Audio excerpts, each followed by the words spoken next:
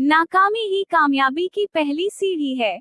ये कहानी एक आम से नौजवान अली की है, जो किसी बड़े शहर में नहीं बल्कि एक छोटे से गांव में पैदा हुआ।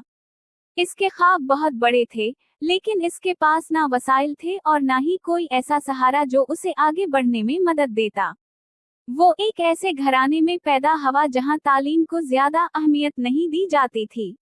इसके गांव में लोग ज्यादातर खेती बाड़ी करते थे, और अगर कोई बच्चा पढ़ने की ख्वाहिश का इजहार करता, तो लोग हंसकर कहते, किताबों से पेट नहीं भरता।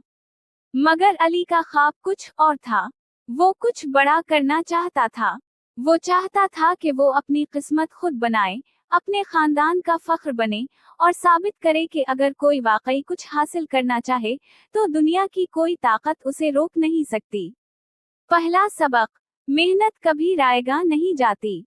अली के पास महंगी किताबें नहीं थीं, अच्छे उस्ताद नहीं थे, ना ही कोई ऐसा शख्स जो इसे गाइड कर सके। लेकिन इसके पास एक चीज थी, मेहनत का जज्बा। वो दिन में खेतों में काम करता और रात को पढ़ता। अक्सर चिराग की रोशनी में टूटी फूटी किताबों से इल्म हासिल करता। इसके गांव के लोग इस पर हंसते और कहते, ये लड़का तो पागल हो गया है। पढ़ाई से कोई बड़ा नहीं बनता, काम करो, कमाओ और जिंदगी गुजारो। लेकिन अली ने उनकी बातों पर ध्यान नहीं दिया। बिलाखिर कई सालों की मेहनत के बाद उसने इम्तिहान दिया। इसे पूरी उम्मीद थी कि इसकी मेहनत रंग लाएगी, लेकिन जब नतीजा आया, तो उसका नाम कामयाब उम्मीदवारों में नहीं था। वो फेल हो गया। दूसरा सबक, नाकामी इख्तिताम नहीं, एक नया आगाज है। जब अली ने ये खबर सुनी, तो वो बहुत मायूस हुआ। इसका दिल टूट चुका था। इसने सोचा कि शायद लोग सच कह रहे थे, शायद वो वाकई कुछ नहीं कर सकता। लेकिन फिर उसकी माँ ने उसे दिलासा दिया। इसने कहा, बेटा, नाकामी सिर्फ उनके लिए होती है जो हार मान लेते हैं। जो बार बार कोशिश करते हैं, उनके लिए नाकामी एक सबक बन जाती है। ये अल्फाज अली के दिल में घर कर गए। वो समझ गया कि नाकामी का मतलब हार नहीं, बल्कि ये एक मौका है अपनी गलतियों को समझने का, खुद को बेहतर बनाने का और दोबारा कोशिश करने का। तीसरा सबक, सब्र और इस्तिकामत कामयाबी की चाबी है। अब अली ने अपनी गलतियों का तज्जिया किया। इसने देखा कि कहां कहां वो कमजोर था और कैसे वो अपनी तैयारी को बेहतर बना सकता था। इसने दिन रात मेहनत की, हर मुश्किल को बर्दाश्त किया और अपने ख्वाब को पूरा करने के लिए किसी भी कुर्बानी से दरेग नहीं किया।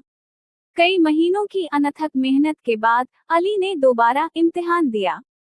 इस बार उसके दिल में खौफ नहीं था, बल्कि एक नया जोश था, एक नई उम्मीद थी। नताइज का दिन आया, और जब उसने लिस्ट देखी, तो उसका नाम कामयाब उम्मीदवारों में था। वो एक बेहतरीन यूनिवर्सिटी में दाखिला हासिल कर चुका था।